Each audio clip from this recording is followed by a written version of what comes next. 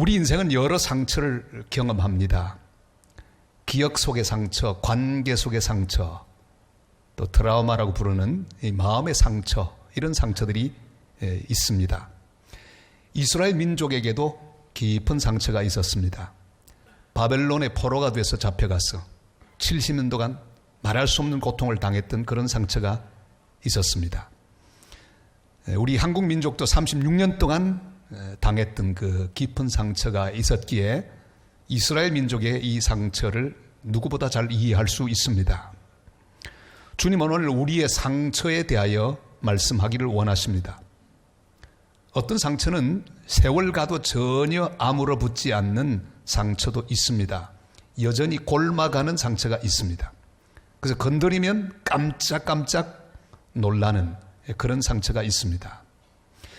주님은 오늘 우리 인생의 모든 상처들이 치유되기를 원하고 계십니다. 새 살이 돋아나기를 원하고 계십니다. 오늘의 말씀이 우리의 모든 상처들을 치유하는 은혜의 말씀이 되시길 바랍니다.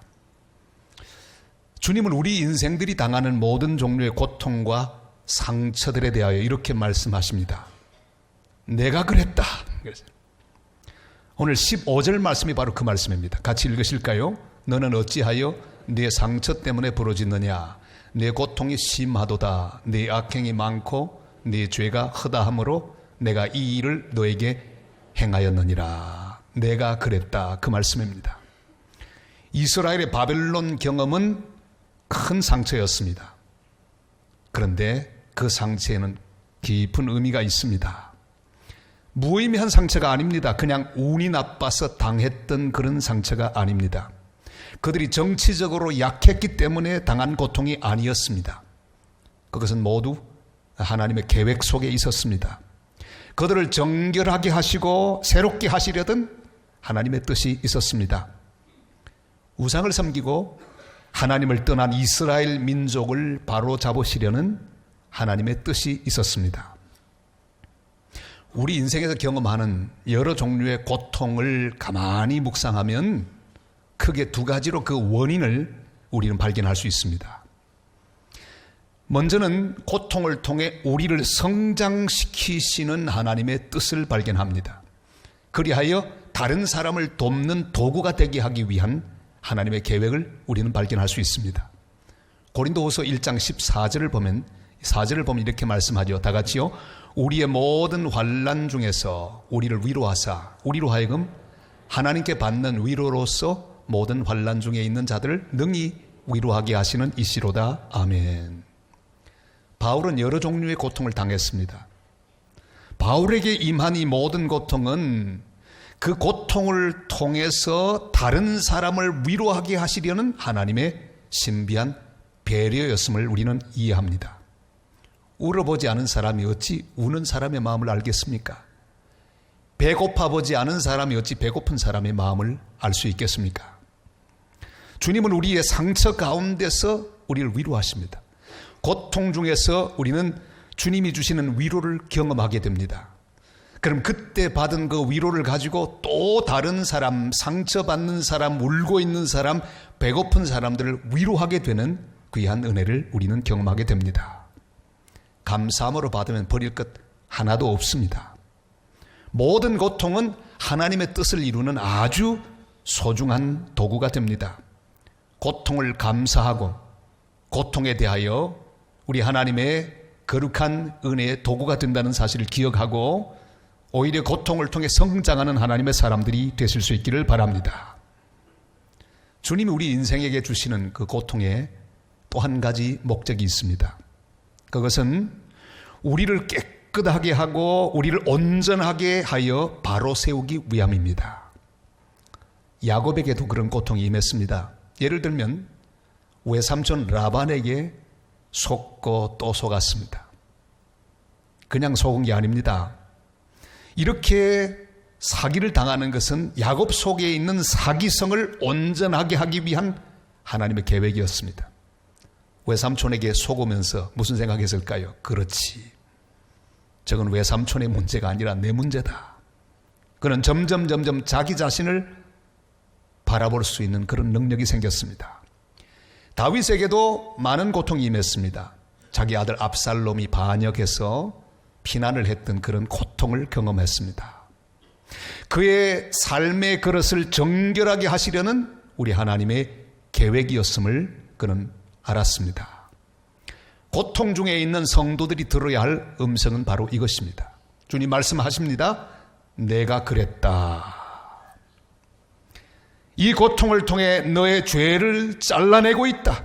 너의 잘못된 길을 내가 바로잡고 있다. 잘못된 것을 내가 바로 이끌고 있다. 그러니 새롭게 하여 내 일을 준비하라 말씀하고 계십니다. 이스라엘 백성이 가나안 땅으로 들어가서 여리고라고 하는 처음 전투를 경험했습니다. 전혀 상대할 수 없는 열세에 처한 이스라엘, 그러나 하나님의 은혜로 여리고성 전투를 대승하였습니다. 그 다음에 바로 만나게 되는 아이성은 조그만한 성이라 이스라엘 민족, 이스라엘의 군대가 다 동원될 필요도 없다고 생각했습니다. 일부만 데리고 아이성 전투에 임했습니다. 그러나 결과는 대패였습니다. 완전히 패하고 말았습니다. 여호수아는 울면서 하나님 앞에 부르짖습니다. 하나님 왜 이러십니까? 왜 우리로 하여금 패배하게 하셨습니까? 그때 하나님의 말씀이 임합니다. 그것은 바로 아간의 범죄 때문이었습니다. 죄악 때문에 그들은 패배합니다. 죄를 가진 채 승리하면 그들에게 희망이 없는 것을 하나님이 아셨기 때문입니다. 주님은 울고 기도하는 여호수아에게 임하셔서 말씀하십니다. 여호수아 7장 13절 말씀 우리 같이 읽으실까요? 너는 일어나서 백성을 거룩하게 하여 이르기를 너희는 내일을 위하여 스스로 거룩하게 하라. 아멘. 오늘 거룩하면 내일이 있고 오늘 거룩하지 아니하면 죄를 잘라내지 않으면 내일이 없다.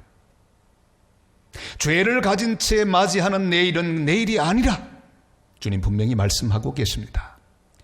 이 마야 문명이라고 있습니다. 이 중미 있죠. 멕시코를 중심으로 한 아즈텍 문명이 있고 그 옆에 마야 문명이 있고 밑에는 잉카 문명이 있습니다. 저것은 마야 문명의 유적지입니다. 인류학자들이 이 마야 문명을 발굴하다가 아주 진기한 모습 하나를 발견했습니다. 해골들, 유골들을 많이 발견했는데 이 머리, 이 두골들을 조사하는 가운데 이상한 걸 발견했습니다. 편두를 발견했습니다. 다시 말하면 어릴 때부터 무언가 눌러가지고는 이 머리 형상을 만들어내는 넓적하고 긴 그런 머리를 많이 발견했습니다. 학자들이 연구했습니다. 도대체 이게 웬일일까? 무엇 때문에 이렇게 의도적으로 머리를 만들어내었을까? 연구하다가 그들은 깨닫게 되었습니다. 이 마야 종족은 주식이 바로 옥수수였습니다. 매일 옥수수를 먹습니다. 그러다 보니까 옥수수보다 귀한 건 없었습니다. 옥수수를 그들은 신으로 섬겼습니다. 그러니까 모든 마야인들은 아기가 태어나면 신의 형상을 닮을 수 있도록 누르고 또 눌렀습니다. 그리고 또 눌렀습니다. 그렇게 해서 옥수수처럼 긴 두상을 만들도록, 그것이 바로 거룩한 모습이요 복된 모습인 줄로 알고 그들은 편두를 그렇게 만들었던 것입니다. 그 기사를 읽다가 저는 한 가지 중요한 걸 깨달았습니다. 우리는 어리석다고 마야 종족을 비웃을 자격이 없다는 사실을 알았습니다. 우리에게도 편두가 있기 때문입니다. 하나님 형상을 담기 위해 노력하는 것이 아니라 돈의 형상을 추구하는 그런 편두가 얼마든지 있기 때문입니다. 그들은 옥수수를 담게 만들고 우리는 자꾸만 돈을 담도록 편두를 만듭니다. 쾌락을 신으로 섬깁니다. 권력을 추구하는 또 다른 편두를 우리의 삶 속에서 만들고 있습니다. 마야인만 편두를 만드는 게 아닙니다. 오늘 우리들도 우리 나름대로 자꾸만 우리가 바라는 것들을 바라보면서 편두를 만들어내고 있습니다. 주님이 우리 위해 스스로 상처를 받으신 십자가의 고난을 묵상하는 사순절 두 번째 주일을 맞았습니다. 우리도 모르게 만들고 있는 편두들을 주님 앞에서 회개하고 죄들을 잘라버리는 그런 은혜의 기간이 됐을 수 있기를 바랍니다. 주님이 지적하고 있는 삶의 부분을 우리는 잘라내어야 합니다. 죄를 잘라버려야 합니다. 그래서 주님이 온전한 형상으로 새롭게 되기를 원하는 그 모습을 다시 회복하고 주님 앞에 바로 서는 복된 성도들이 다 되시기를 바랍니다. 주님이 허락하신 상처, 주님 말씀합니다. 내가 그랬다고 말씀합니다. 주님이 허락하신 그 상처의 이유를 알고 죄를 회개하고 잘못된 것을 잘라버리면 주님은 그 모든 상태에 대하여 말씀하시죠. 상처를 회복시켜 주리라고 말씀합니다. 새 살이 돋아나리라 그렇게 말씀하고 계십니다. 17절 말씀을 같이 읽겠습니다. 여호와의 말씀이니라 그들이 쫓겨난 자라 하매 시온을 찾는 자가 없은즉 내가 너의 상처로부터 새 살이 돋아나게 하여 너를 고쳐주리라. 아멘. 주님은 우리 인생의 상처를 허락하실 때부터 회복할 계획을 세우고 계셨습니다.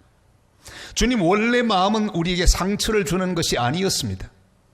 주님 우리 인생에 고통을 주는 것은 주님의 본심이 아닙니다. 인생으로 고통당하게 하는 것은 하나님의 본심이 아니라고 말씀하셨습니다. 주님의 본심은 우리가 하나님 앞에 주님의 형상대로 살아가고 순종하는 사람으로 사는 것입니다. 주님은 우리를 회복시키는 데 더 많은 관심을 가지고 계십니다. 호세아 6장 1절의 말씀을 우리 같이 한번 읽겠습니다. 오라 우리가 여호와께로 돌아가자. 여호와께서 우리를 찢으셨으나 도로 낫게 하실 것이요 우리를 치셨으나 싸매어 주실 것임이라. 아멘. 주님이 치셨으니 주님이 우리에게 상처를 허락하셨으니 싸매어 주실 것입니다. 우리의 상처에 새 살이 돋아나게 하실 것입니다. 지금 온 대지에 퍼지고 있는 새봄의 기운처럼 내 삶 속에 상처 속에서 돋아나고 있는 새 살을 믿음으로 바라보고 그 돋아나는 모습을 믿음으로 느끼는 하나님의 사람들이 되시기를 바랍니다. 주님이 지금 고치고 계십니다. 주님이 지금 회복시키고 계십니다. 관계를 회복시키고 계십니다. 우리 인생의 상처를 만지고 고치며 치유하고 계십니다. 가슴 속에 상처를 만지고 계십니다. 새 살이 돋게 하십니다. 주님은 우리의 상처를 고치시기 위해 친히 십자가 위에서 상처를 받으셨습니다. 이사야 53장 5절이 이렇게 말씀하시지요. 다 같이요. 그가 찔림은 우리의 허물 때문이요 그가 상함은 우리의 죄악 때문이라. 그가 징계를 받음으로 우리는 평화를 누리고 그가 채찍에 맞음으로 우리는 나음을 받았도다. 아멘. 주님은 친히 상처를 경험하셨습니다. 그러기에 우리의 상처를 아십니다. 주님이 상처를 경험하신 이유는 우리의 상처를 회복시키기 위하여 그렇게 경험하셨습니다. 야곱과 에서의 상처, 형제 간의 골깊은 그 상처, 누구도 치유할 수 없는 상처였습니다. 절대로 회복될 것처럼 보이지 않았습니다. 그러나 야복강가에서 환도뼈가 부러지면서까지 하나님 앞에서 자신의 문제를 다 맡기고 회개하고 있는 동안 강 건너편에 그 굳은 상처를 가지고 신음하고 있던 에서의 마음속에 그 상처 가운데에서 새 살은 돋아오르고 있었습니다. 아침에 강을 건너갔을 때 그들은 다시 형제로서 깊은 화해 봉을 할 수가 있었습니다. 주님이 나게 하시는 새 살이라야 회복됩니다. 다른 것으로는 회복되지 않습니다. 우리는 할 수 없지만 주님은 상처를 회복시키십니다. 주님은 친히 그 살이 찢기우심으로 우리를 위한 새 길을 열어주셨습니다. 히브리 10장 19절로 20절이 이렇게 말씀하죠. 다 같이요. 그러므로 형제들아 우리가 예수의 피를 힘입어 성소에 들어갈 담력을 얻었나니 그 길은 우리를 위하여 휘장 가운데로 열어놓으신 새로운 산 길이요 휘장은 곧 그의 육체니라. 아멘. 우리 주님 친히 찢기우심으로 주님 앞에 나가는 길을 허락하셨습니다. 주님 친히 피 흘리고 상하심으로 우리가 서로 다 화해할 수 있는 귀한 길들을 열어놓으셨습니다. 우리를 위하여 살을 찢으면서 우리의 길을 여신 주님은 오늘도 우리의 삶을 회복시키고 계십니다. 새 살이 돋아나게 하십니다. 인간극장이라고 하는 프로그램을 보는데 그날 한 아버지가 등장했습니다. 아들이 불치병이 걸렸어요. 불치병 걸린 아들을 키우고 돌보는 아버지가 얼마나 안타까운지. 이 아들을 치료하는 길은 없습니다. 근데 딱 한 가지가 있는데, 정기적으로 아버지의 그 몸속에 있는 줄기세포를 빼내고 그것을 아들 몸속에 집어넣는 거예요. 그 일을 계속합니다. 그런데 아버지가 줄기세포 뽑아내는 그 침대에 누워있는데 얼마나 고통스러워하는지 그 집어내고 아들의 몸속에 집어넣습니다.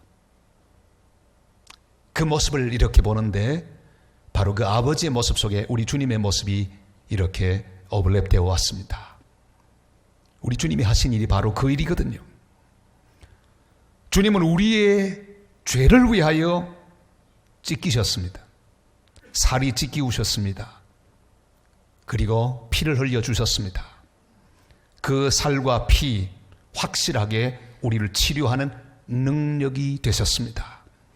주님의 살이 우리 속에 와서 우리를 회복시키고 새 살이 돋게 하는 능력이 되셨습니다. 주님이 흘리신 십자가의 그 보혈 우리 속에 들어와서 상하고 갈갈이 찢긴 우리의 모든 삶을 치유하며 회복시키는 은혜와 능력이 되셨습니다. 요한복음 6장 53절로 55절이 말씀하십니다. 같이 읽습니다. 예수께서 이르시되 내가 진실로 진실로 너희에게 이르노니 인자의 살을 먹지 아니하고 인자의 피를 마시지 아니하면 너희 속에 생명이 없느니라. 내 살을 먹고 내 피를 마시는 자는 영생을 가지고 마지막 날에 내가 그를 다시 살리리니 내 살은 참된 양식이요 내 피는 참된 음료로다. 아멘. 주님의 은혜가 지금 나를 고치고 있습니다. 남과 북의 갈등이 이렇게 심각하지만 우리는 주님 앞에 기도하고 믿어야 합니다. 주님의 은혜가 지금도 역사하고 있습니다. 남북 사이에 새 살이 돋아나고 있다는 사실을 확신하며 주님 앞에 모든 짐들을 맡겨야 합니다. 깨어진 관계 속에 새 살이 돋고 있음을 믿으시기를 바랍니다. 내 삶 속에는 모든 상처 가운데 새 살이 돋아나고 있음을 주님 앞에 확신하고 간구하는 성도들이 되시기를 바랍니다. 새 봄과 함께 새 살이 돋는 은혜가 모든 우리 삶의 현장과 또한 모든 국면 가운데 함께 하시기를 주님의 이름으로 축복합니다. 우리 주님의 거룩한 상처, 그 상처는 우리를 회복하고 고치는 상처입니다. 주님이 허락하신 우리 인생에 여러 가지 상처가 있는데 그 상처의 목적을 이루어서 우리가 회개하고 죄를 끊을 때 주님은 우리가 할 수 없는 우리의 멍에와 우리의 포박을 끊어주십니다. 주님 말씀합니다. 멍에와 포박을 끊으리라. 우리 8절 말씀을 읽겠습니다. 만군의 여호와의 말씀이라. 그날에 내가 네 목에서 그 멍에를 꺾어버리며 내 포박을 끊으리니 다시는 이방인을 섬기지 않으리라. 아멘. 하나님의 시간이 왔을 때 하나님은 이스라엘 민족을 바벨론의 포박에서부터 풀어주셨습니다. 바벨론의 멍에를 끊어주셨습니다. 그리고 다시금 돌아오게 하셨습니다. 우리 하나님이 허락하신 모든 종류의 포박과 모든 종류의 멍에는 영원하지 않습니다. 하나님 허락하셨기에 정해진 그 시간이 있습니다. 시효가 있습니다. 주님의 시간이 되면 주님의 방법으로 이 모든 것들을 끊어주시고 풀어주실 것입니다. 시편 102편 13절에 이렇게 말씀하시죠. 다 같이요. 주께서 일어나사 시온을 긍휼히 여기시리니 지금은 그에게 은혜를 베푸실 때라. 정한 기한이 다가오미니이다. 아멘. 그렇습니다. 하나님이 정한 시간이 옵니다. 주께서 일어나사 시온을 불쌍히 여기시리니 지금이 바로 그때라 말씀합니다. 하나님이 정한 지금이 있습니다. 바로 그 시간이 다가옵니다. 우리는 계속해서 고통 가운데 있지 않을 것입니다. 하나님의 정한 시간이 오면 주님이 풀어주시고 주님이 끊어주시고 회복시켜주시며 새 살이 돋게 하여 주실 것입니다. 연세대학교에 가면 암병원이 있습니다. 그 암병원의 병원장 노성훈 박사님입니다. 위암수술을 10,000번이나 했습니다. 만명의 환자들을 이렇게 수술하여 일어나게 했습니다. 얼마나 유명한 사람입니까? 국제적으로 이름이 아주 유명한 명의입니다. 위암 명의.